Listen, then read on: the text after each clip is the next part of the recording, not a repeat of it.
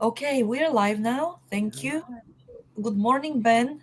Good morning. How are we Good doing? morning, everyone.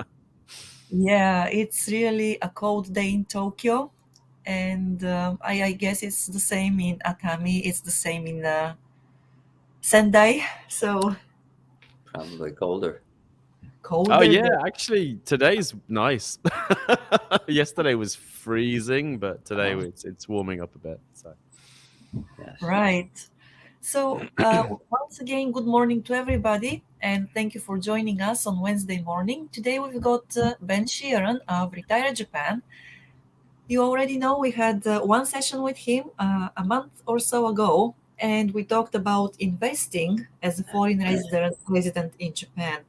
Today we're going to continue the topic, and Ben is going to tell us about the new NISA system and, of course, probably some other options of investing in Japan. We are both on LinkedIn and Clubhouse as well. So, for the people in Clubhouse, please feel free to ask questions. We are happy to answer them. Also, if you are on LinkedIn, you can post your comments and questions there as well, and I'll read them out to Ben. So, feel free to do that. Of course, you can join us on Clubhouse and speak there. Everybody's very welcome to do that. Thank you so much. And without any further ado, Ben, the floor is yours. oh, thank you very much. So a new year, the year of the rabbit. Any New Year's resolutions? Right. Yes, New Year's resolutions. I hope that, well, the last year's ones have been achieved at least so that we can be optimistic about this year's ones as well. Yeah, I have a whole list of things I want to do. Last year, I think I got like 40 some percent achieved. So Oh, but a that's bit still too optimistic, perhaps. Yeah, my right. main focus for this year is to reduce. So reduce things, reduce busyness, and so on. But we're actually going to be talking about the new NISA system today. And that was announced just after the previous Clubhouse session I was with. So Yes. lots of new information. I'm not sure if everyone was following the news. I was really encouraged to see the media coverage of this. And this is kind of part of the government's push to get people investing in the stock market rather than putting money under the mattress or in the bank. And pretty good coverage, I thought. So they're very factual, very informative, and quite accessible as well. And that's great. And I guess the first thing is kind of a general view of the new system, the new NISA, because this is actually the second new NISA. There was an original new NISA due to start in 2024. That's been cancelled. And this is the new NISA. But I like to call this the eternal NISA because finally they got rid of the tax-free duration of the account. So it's now tax-free forever, which is a very big improvement on the previous system. And actually, this whole thing it's all good, I think. There's not really any kind of negative to the new system. It's pretty much everything that we wanted. So ever since NISA started I think it started in 2013. Yeah, 2013, about 10 years ago.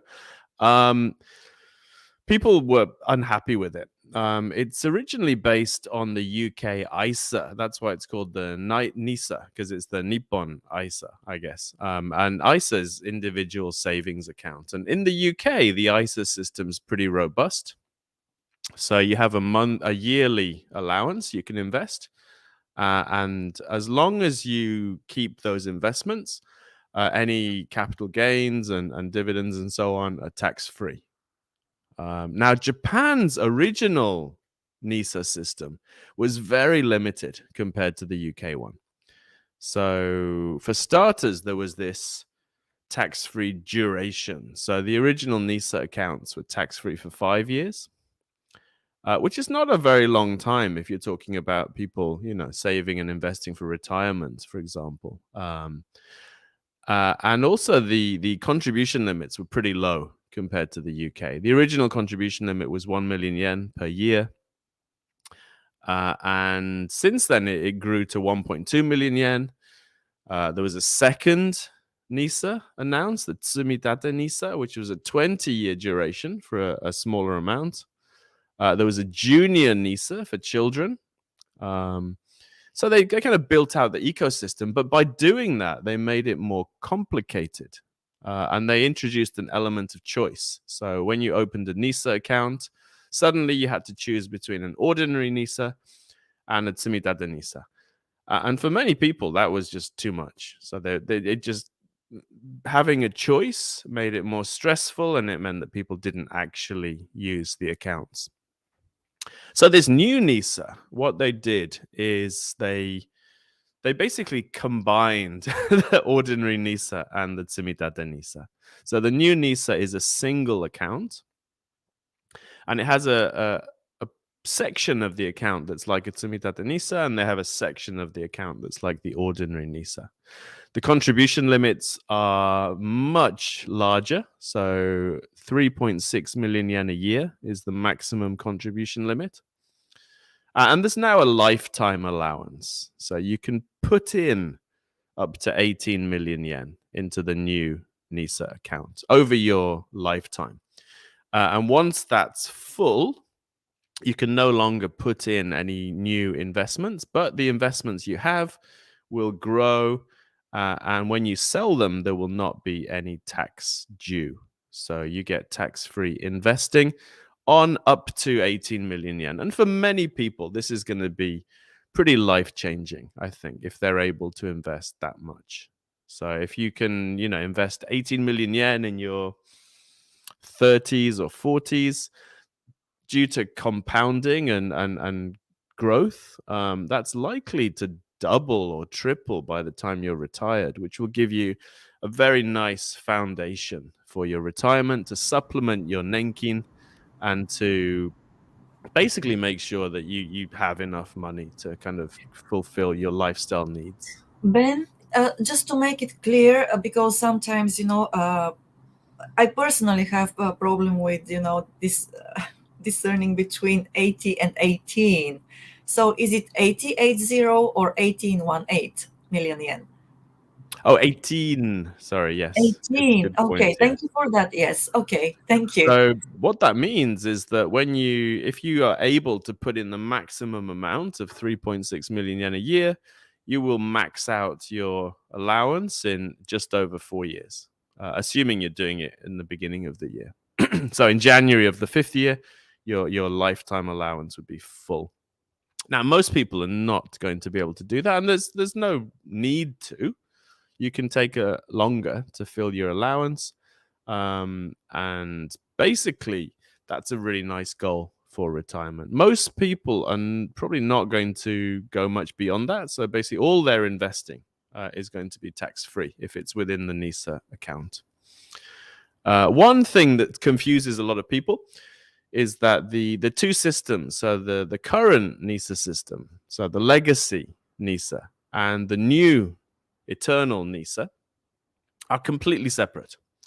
They are not connected in any way. So your current NISA accounts do not count towards the new lifetime limit. It's not possible to roll over the accounts into the new NISA. But your current accounts will continue running until the end of their tax-free duration. And from next year, any new investments will go into the new NISA. So that's pretty user-friendly, I think. One thing we were hoping for is that children might be able to use the new NISA account, because there's a current junior NISA for children, but it ends this year. So the junior NISA system is ending. And there was some speculation that maybe children could use the new NISA, but they can't. So it's been announced that it's from 18 years old to use the new NISA. So nothing is going to replace the junior NISA system. So if you have children and you don't have kind of US tax complications, i.e. the children are not US citizens, it might be a good idea to open a Junior NISA account for them this year, just so you can use the account before it ends at the end of the year. And the Junior NISA account has an 800,000 yen a year contribution limit. So you can put in up to 800,000 yen, and then after the end of this year, you can't put any more money in, but the money that you have invested will continue to grow tax-free until the child's 18th birthday. And at that point, they get control of the account. So you have to make sure that you also teach them about how to, manage their money as well. So otherwise, that when they reach 18, they'll get the contents of the account and run off to the the dealership or whatever. What else? I think that might cover the main points of the new system. Oh, there's one more thing. So these two allocations of the account, the Tsumitate portion is 1/3 of the account, and the regular portion is 2/3 of the account. So on a yearly basis, that means that 1.2 million yen needs to go into mutual funds. And these are from a defined list of funds compiled by the government that have basically low fees and they're diversified and they're not doing anything fancy. There's no leveraged funds. There's nothing like that. It's very simple, diversified, low-cost funds in the Tsumitate portion. And this is basically the current Tsumitate NISA, but expanded. And then the ordinary portion, you can buy whatever you want, whether that's mutual funds or stocks or ETFs or REITs and so on. So it's very much like the current system. Many people will probably choose to just buy the same mutual funds in both sections of the account. So you don't have to buy individual stocks and so on. You just have more flexibility with that side. And that's 2/3 of the thing. So on an annual basis, that's 2.4 million. And also the lifetime allowance is also split in that way. So 6 million yen of the lifetime allowance needs to be in mutual funds, and 12 million yen of the lifetime allowance is free. You can have pretty much whatever you want in that side. I think that more or less covers the main features of the system. And that's going to start in 2024. Any existing NISA holders, so if you have a NISA account now, unless you ask them not to, your current NISA provider will just automatically open a new NISA account for you with the same institution, and you can just use it smoothly from 2024. If you want to change providers, you should probably get that moving before 2024. And your existing kind of regular investments, so if you've got any Tsumitate type things set up where you have a monthly investment and so on, we're not sure if that's going to be cancelled automatically or if it's going to continue automatically. So that's something that we'll be checking later in the year. Okay, I think that's my speech part done. So hopefully that was clear. If it wasn't, definitely please ask, and I'll try to make things clearer. Sure. Thank you for that. I have a couple of questions actually, and they're all about Fantastic. details. So, well, my first question is, you mentioned that now there is a junior NISA. Yeah. Okay.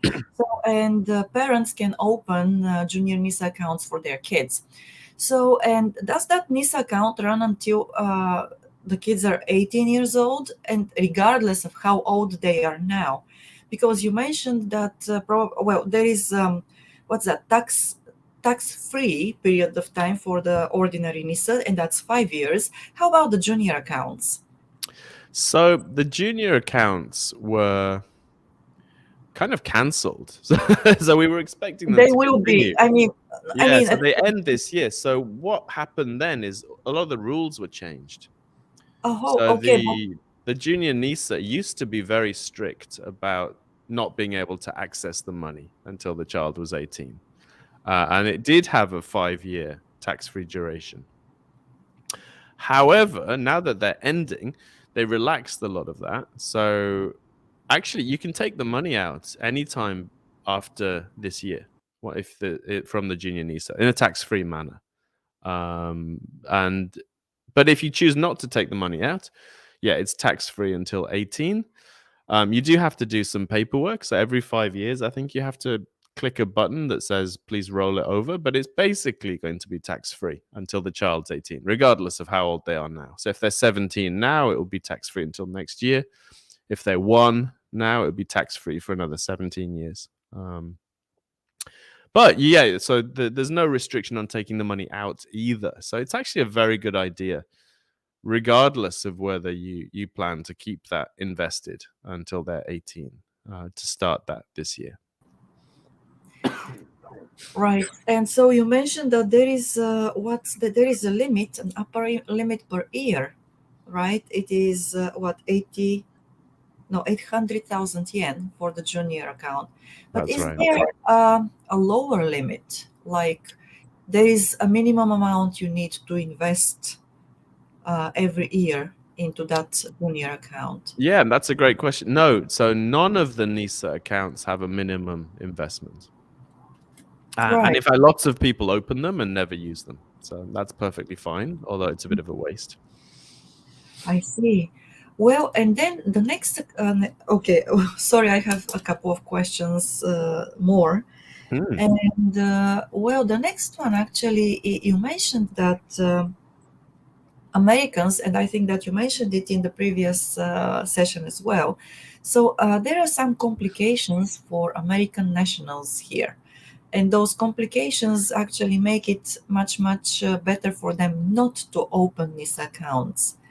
Generally speaking, yeah. Generally speaking, okay. But what if those Americans, they have kids here and they want to, I'm talking about this year, okay, because you already said that the junior accounts will be discontinued, or I mean the system for them will be discontinued.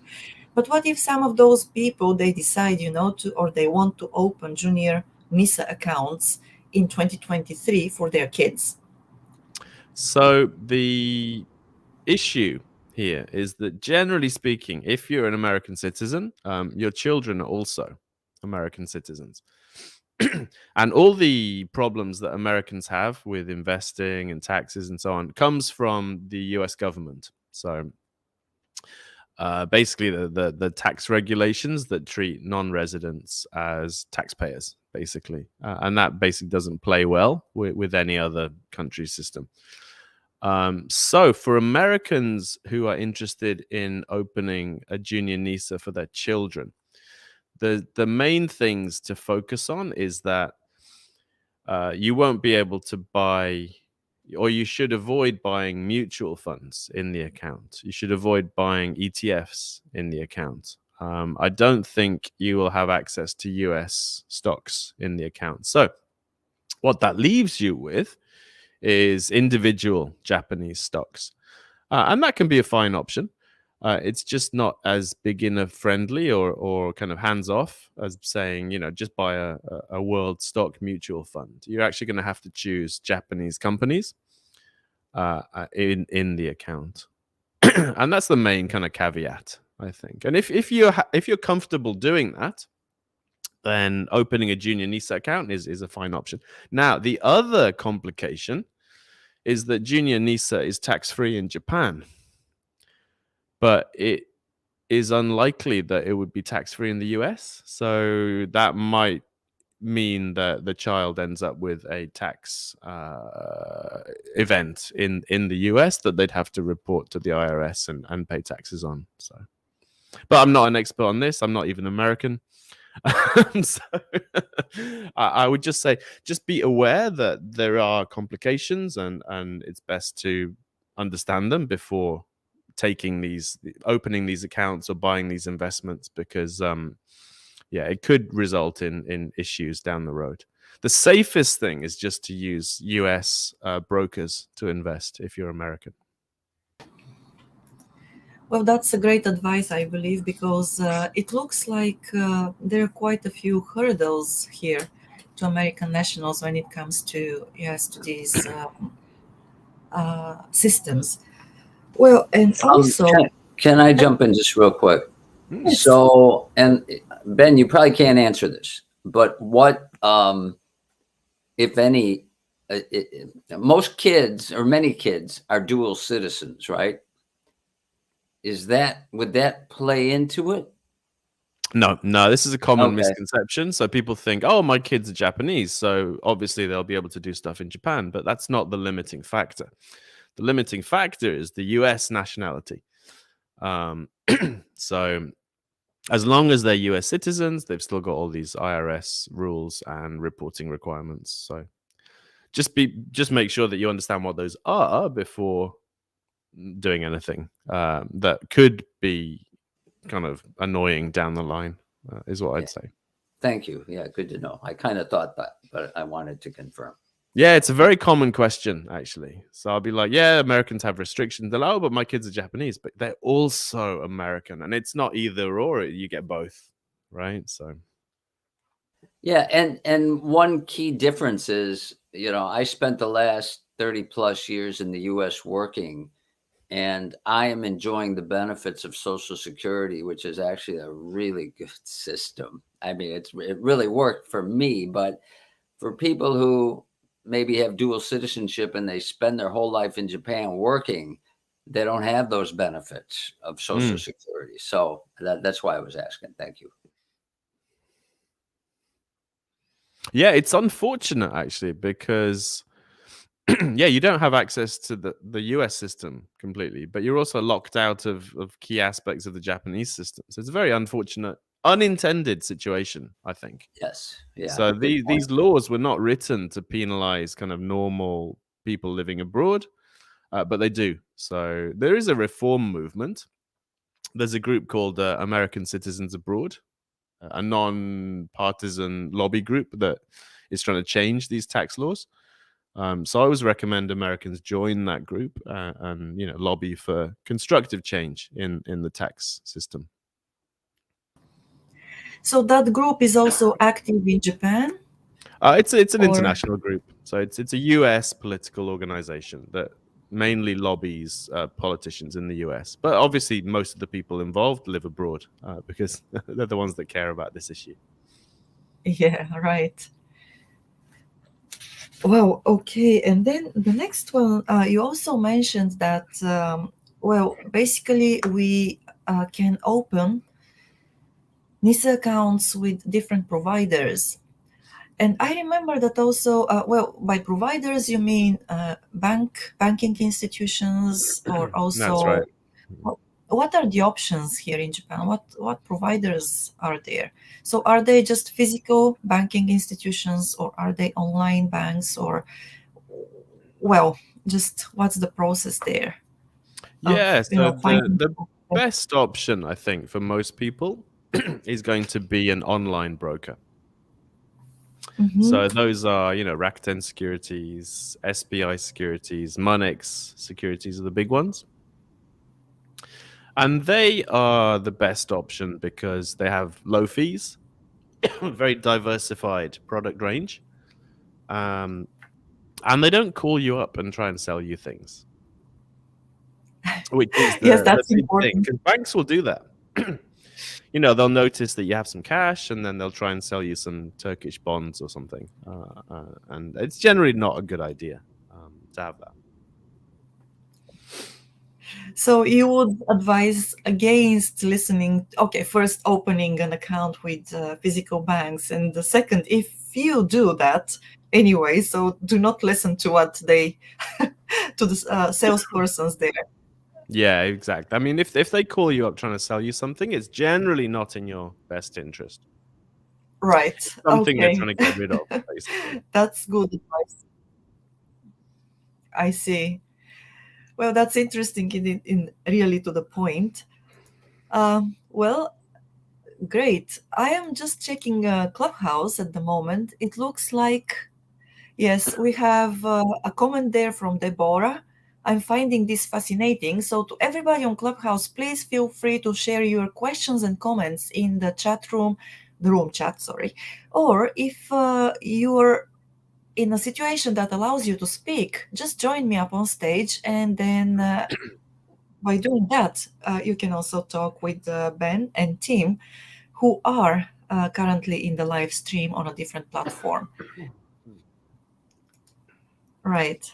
So, and then another thing, Ben, I was wondering about. So you mentioned that there is basically a 5 year of no taxes when you open an ISA account, but is there any limit to how long you can keep the account open in terms of time, number of years, or is the limit only in terms of the funds you invest into such an account? Yeah, so one really big problem with the current NISA system is that it's confusing. So how it works at the moment is each year is separate. So you don't really have a NISA account. You have a bunch of individual NISA years.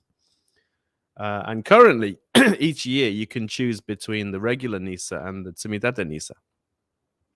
So, for example, this year or last year, for example, you might have had a regular NISA account, and this year you might decide to have a Tsumitate NISA account. And each of those years will have its own tax-free duration. So last year's regular NISA would have a 5-year tax-free duration. This year's Tsumitate NISA would have a 20-year tax-free duration, and so on. So the new account kind of gets rid of that, which is very nice because it was confusing and people did find it quite intimidating. And it's difficult to kind of get your head around at first. So a lot of people think that, yeah, their NISA account itself is only going to run for 5 years or whatever. But that wasn't the case. It was always, you have these separate years within the account. Yes, that can be confusing indeed. So yeah, with every so it also means that you can change your strategy for that year quite easily. Yeah, it's quite well, until you use the thing, you can change. So as long as you haven't used your NISA yet this year, you can still change the type. Once you use it, then you can't. You're locked in for the rest of the year at that point. You mean once you have invested, let's say, what the maximum amount of funds? No, once you've invested anything. Oh, anything. So the first purchase locks you into the current type that you have. Right. Okay. Oh, that's confusing. Yeah. It was horrible. I mean, the NISA system is supposed to encourage people to invest. And yet it's so complicated that it takes me 5 to 10 minutes to explain it to people. So it's just crazy. It should have been really simple from the start, and then it would have been more successful, I think. Yes. And do you think that this will change with the new one that's the 2024, right? I think the new one's much easier to understand. So there's only one. So you don't have to choose. It's just, do you want a NISA? It's not which type of NISA account do you want, because as you add options, people end up paralyzed. It's the experiment with the jam, right? If you have 3 jam choices, you choose one immediately, and if you have 20, you just go home and you don't buy jam. Right. So it's the same with the NISA, I think. So the fact that there isn't a choice anymore is a really good development. The fact that there aren't tax-free durations anymore is a really good development. So it's pretty much all good, I think. So basically, you would advise people who don't have an ISA account yet to wait until next year. Oh, no. So in fact, because the two systems are not connected, you might as well use your NISA this year. Because you open a new account. That's what my question was about. Or, I mean, if you don't have an account yet. Yep. So yep. I would use the 2023 NISA allowance if you can, because it's better to invest today than next year. Right. And also, any investments this year will not count towards your lifetime allowance in the new NISA. Okay, so the next one, the one that starts next year, will start anew, perfectly from zero, from scratch. Exactly. So it's completely separate system. Has nothing to do with the current system at all. So Right, that's interesting. Okay, and I think that it's also good because, as you say, that they have simplified the system itself. It's probably easier for individuals to navigate and to use. So we have a couple of questions in Clubhouse. Okay, I'll read them out to you. The first one is from Alex Lipson. Thank you, Alex, for the question.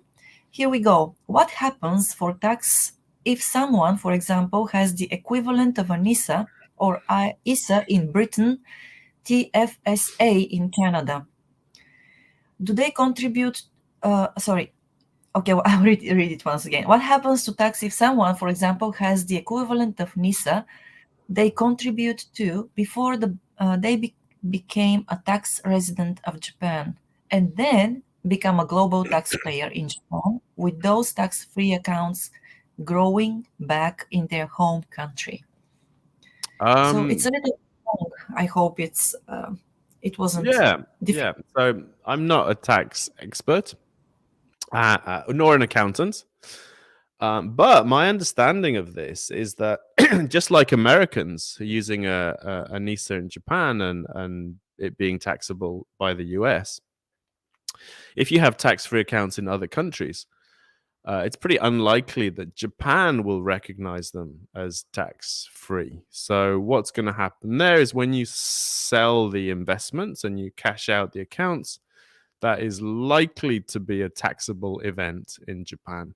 And they'll look at that as, I think, just a normal capital gain. Now, of course, it's best to actually get professional advice on this kind of issue. Well, thank you for that, Alex. I hope this answers your question. It's probably And not the a next very one, happy answer, no, but maybe- unfortunately, yeah. So a tax-free account in the UK is not a tax-free account with regards to Japan. And if you've been in, actually, I believe investments are not treated in the same way as income. So for the first 5 years in Japan, your income in other countries is not taxed as long as you don't bring it to Japan. But investments are deemed to be located where the individual is. So regardless of where the accounts are, I think investments are taxable from day one. My understanding of this, I'm not an expert at all, but my understanding of this. So yeah, so I don't think you have a kind of tax-free period there in terms of investments. They're always taxable in Japan. But of course, until you sell them, there's no taxable event. So just something to keep in mind if you do have retirement accounts or investment accounts abroad. Well, thanks for that clarification. And from Frank, that's not a question. Just to thank you for such a clear explanation of NISA. Frank says, I'm currently talking to my 22-year-old daughter about her options, including the annual 1.5 million yen tax-free inheritance element. A very timely discussion for my family. Thanks. Nice. Yeah. So yeah, if you have young, well, or not so young children or family members that are not currently investing, it's a great thing to push them in that direction, nudge them in that direction, because it is life changing to have savings and investments that you can fall back on if you need them. Completely life changing. I found I didn't have any 20 years ago, 15 years ago, and life is so much easier when you have that financial cushion to help you overcome problems and so on. So one thing I'm planning to do with my grandchildren when they start working is to kind of match their contributions into investment accounts, kind of like some employers do with corporate pensions. So they match your contribution. I'm going to match their investments, I think, just to make it an even better deal and just to get that habit started. So that's something you might consider if you have a young person who's just starting to work and maybe doesn't see the benefit of saving or investing. Well, that's a great stimulus, I believe that. Yeah, So, it's easy to sell. It's free money. I will give you money if you do this thing, right? But you have to do it too. It's not just, you know what I mean? We do it together, kind of thing. So right, yes. Take them by their hand and take them in the right direction. Lead them in the right direction. yeah. Yes, and Yuka, yes, we have Yuka in Clubhouse. Yuka, good morning. No, good evening to you, actually. Thank you for joining us. Yeah, it's okay. Hi, how are you? Hi, Ben. Thank you so much for the great information session.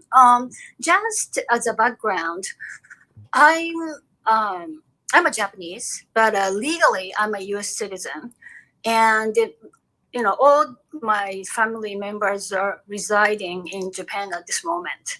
So so I'm very familiar with 401k and IRA in the U.S. But let's just say like IRA, the cash source can be from anywhere, and then you picked my interest because I think my parents are too old to start NISA. So is there an age limit when you can start the NISA account? And then also, I have two nieces in going to college. So you said, can I invest in their account on their behalf? Okay. Nice. Really good questions. I love it. So NISA does not have a age limit. Anyone who lives in Japan, so a resident of Japan, can use the NISA account. There's no other qualifying conditions. So it's really pretty much open to everyone who's over 18 in Japan. The second question about your nieces. So as you probably know, Japan has a gift tax. So each year, anyone in Japan can receive up to 1.1 million yen in gifts. So you wouldn't be able to invest on behalf of your nieces, but you could give them up to 1.1 million yen and they could invest it. So that's how that would work. If you give them more than 1.1 million yen, the excess would be taxable as a gift. And the tax on gifts is quite high compared to other taxes. So it's best to try and keep under that limit for that. And you use the term tax-free. So because, so those like, the income and the NISA account can grow tax-free. And it can compound. So but you have to pay taxes when you withdraw the money. No, there is no tax due. So I'm sorry, I think my connection is very poor today. Oh, no problem. So basically, yeah, with NISA, NISA is completely tax-free. So that's why there are contribution limits to NISA. So unlike something like Iveco or a corporate pension, you don't get an income tax benefit with NISA.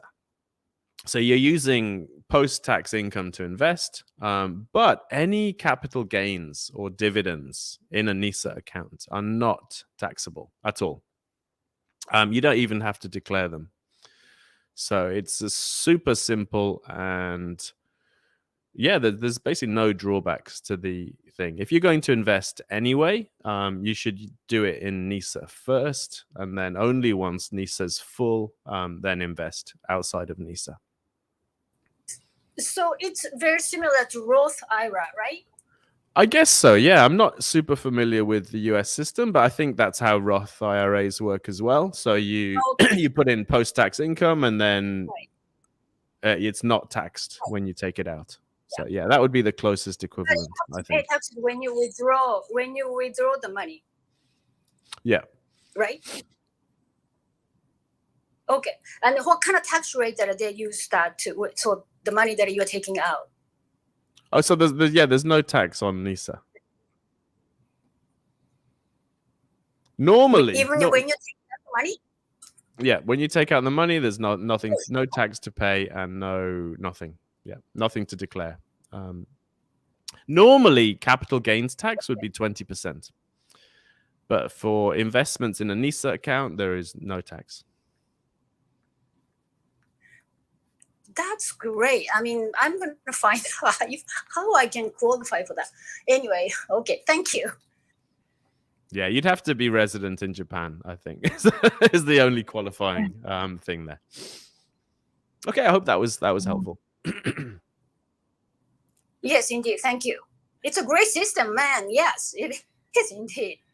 Finally, yeah, we've been asking for these changes for a long time, and unbelievably, the government pretty much gave us everything we wanted. So, Yes, that's great. Just to expand a little bit to Yuka's question, is that she is going to look for ways to qualify for that, but she has to be a resident in Japan, which means that she also has to pay taxes like insurance, social insurance, and so on and so taxes here in Japan in order to be able to qualify for opening an account, an NISA yeah, account. you'd have to be resident here. So with Resident everything here. that entails, yeah. Right. So being a Japanese national is not a condition that no. Yeah, Okay. it has nothing to do with nationality. I Which is nice see. because any foreign resident of Japan can use the accounts as well. But doesn't Right. that put Yuka in the same category as any American in Japan as a resident? Mm. If she became resident again, she'd still have that IRS complication unless she renounced her American citizenship. Right.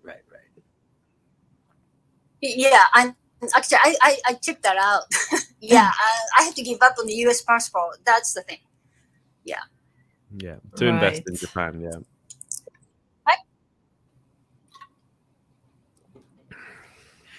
Okay, so thank you for that. And then there is another thing.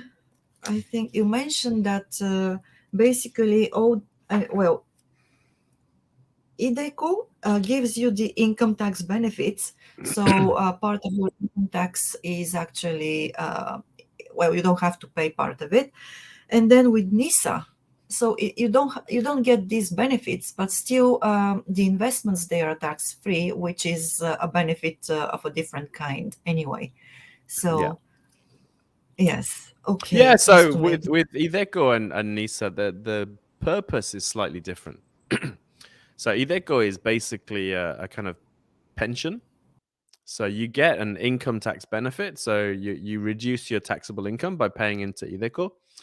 And in exchange, it's quite limited. So you can't access the money until you're 60. For NISA, now NISA is designed to encourage people to invest.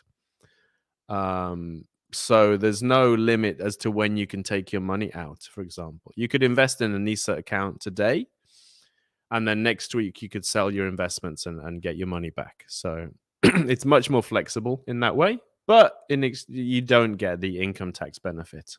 You only get the tax-free investing benefit, which is Well, pretty it's still huge. not yes, it is pretty huge. And depending on how much you invest, of course, it's also it can be a very, very good And also sizable. how long you invest, and that's why it's really important to get younger people doing this, because the nature of investment growth and compounding means that if you can invest for 20 or 30 or 40 years or more, if you're 20, you could be investing for 50 or 60 years. And if you look at what that does on a compounding scale, we're talking, 20 times. So if you invest 1 million yen today, it's likely, 50 years later, you'd have 20 million yen. Now, obviously, the value of the yen would be slightly less because of inflation, but it's still a huge amount of growth. So even investing small amounts of money in your 20s could make really big differences later on. Yeah, I believe that people who invest and who are experts actually in investing, they say that if you start late, you start with larger amounts of money that you invest, and if you start young, you start with smaller amounts. And basically, the younger people who invest longer still end up with better better results. Yeah. Yeah, and the other benefit of starting young is that you have more chances to recover from mistakes. And also All because right. you're investing small amounts of money, the stakes are much lower. So, if you're 20 and you're investing 10,000 yen a month or 20,000 yen a month, it's not very stressful. You have a lot of chances to learn. You can learn about how investing works, what kind of products there are, how you react to your investments moving around. It's a really good way to do it. If you're 50 and you're starting to invest and you've got lots of savings in the bank and you want to put those savings to work, that's a much more dangerous situation, I think, because then the amounts of money are much larger. And if you make a mistake, you don't really have the kind of working capital. Your working lifespan is much shorter. You've got less time to recover from, making a mistake or that kind of thing. So for all sorts of reasons, it's much better to start as young as. I wish I'd started in my 20s. I think my financial situation would be very different now if I'd started in my 20s. Although I was lucky, I started in my early 30s, which is probably younger than a lot of people. So, but 40s, 50s, certainly not too late to get started if you haven't already. And it's definitely worth at least getting the basics down and investing in very simple, very easy to manage things like mutual funds in Japan. Right. So just if you don't mind me asking about this, what is your advice to people who are just starting now, and then where can they learn the basics? So there might be a conflict of interest. Should they talk with you? Because I am aware that you have a blog, you have a website, there is a forum there, and then in addition to that, I mean, what kind of sessions you have, and how do you teach, or how do you coach people who want to invest?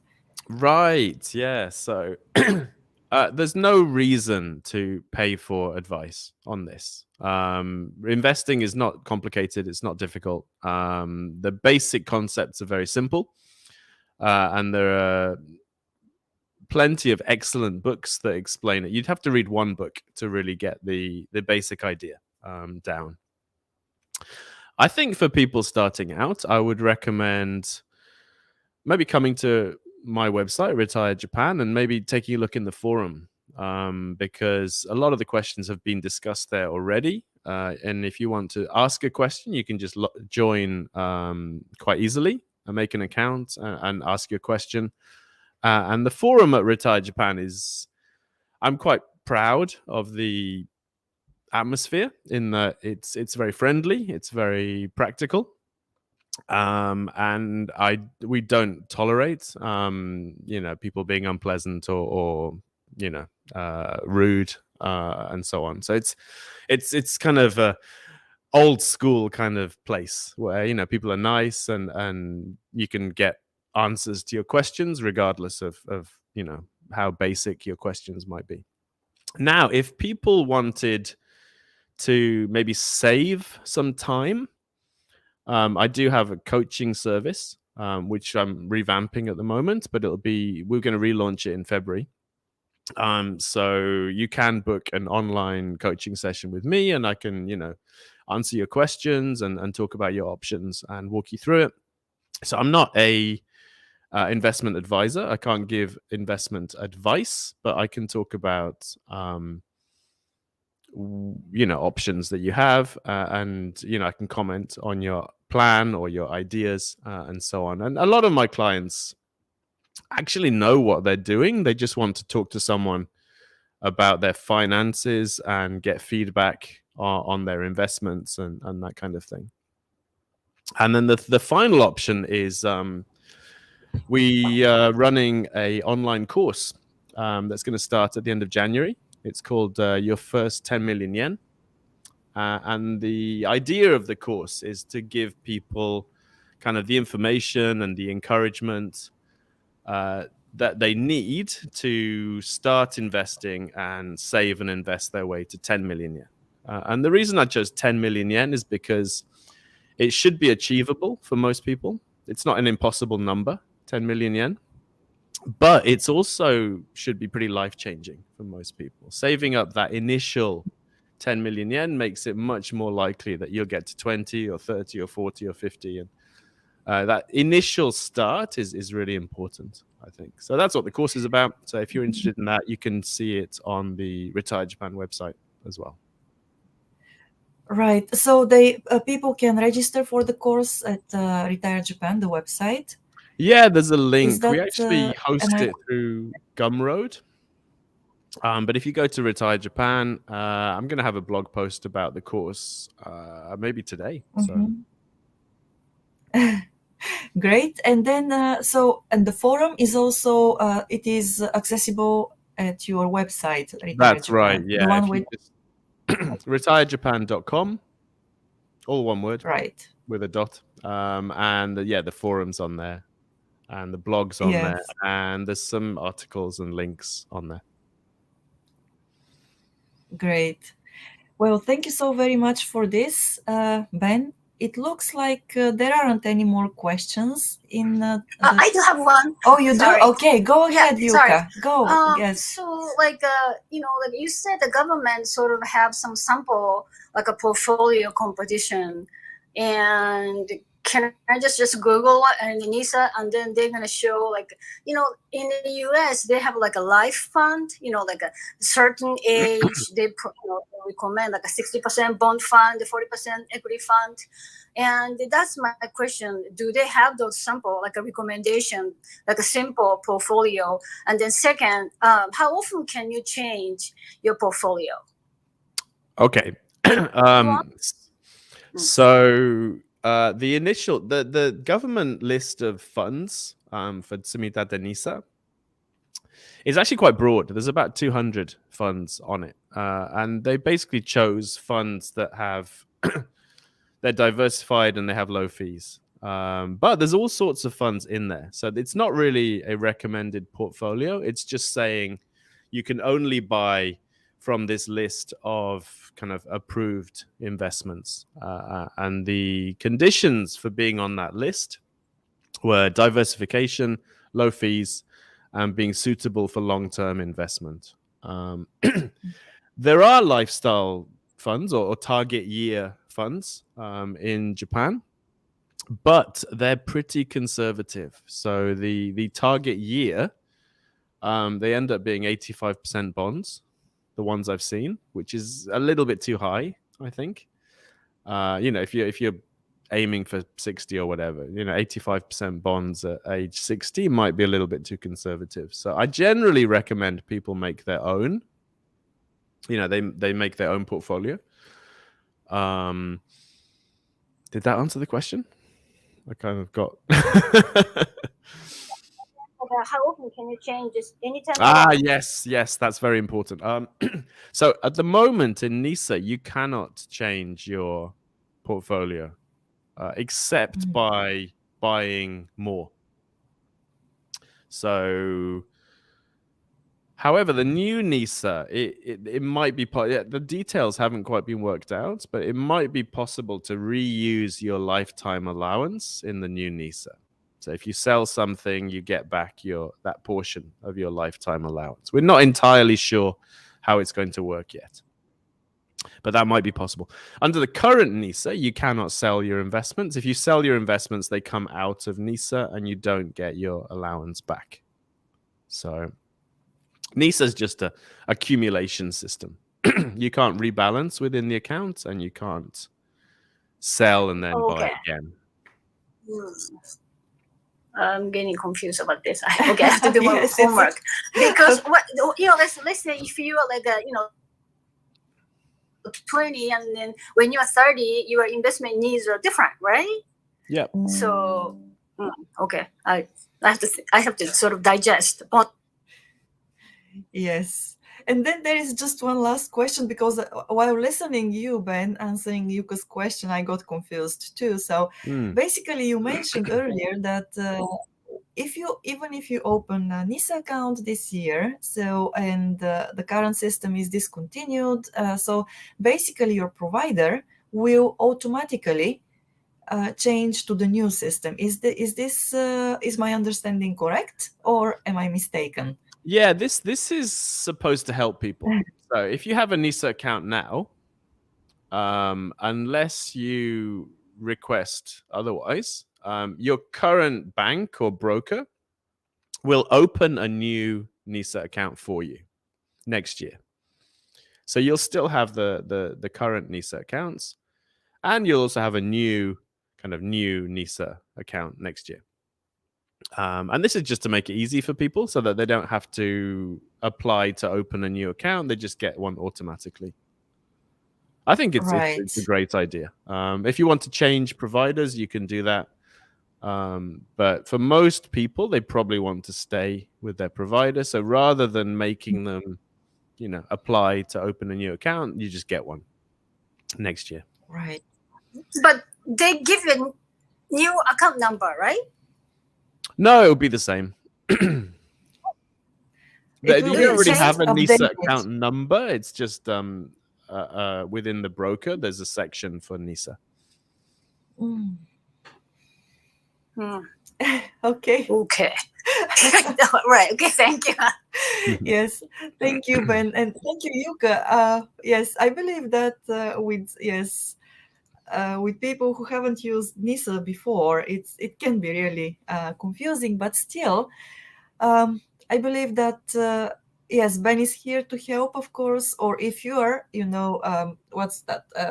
somebody who likes to learn by yourself, you're very welcome to do that too. But I would definitely say that having somebody to help you understand things faster is so much better. So yes, thank you so very much. Well, Ben, we are just 3 minutes before 9, so that's the time when we close the session. Thank you very much for being with us, for your detailed information, the clarifications, the answers to the questions and everything. It was really great. No, absolutely my pleasure.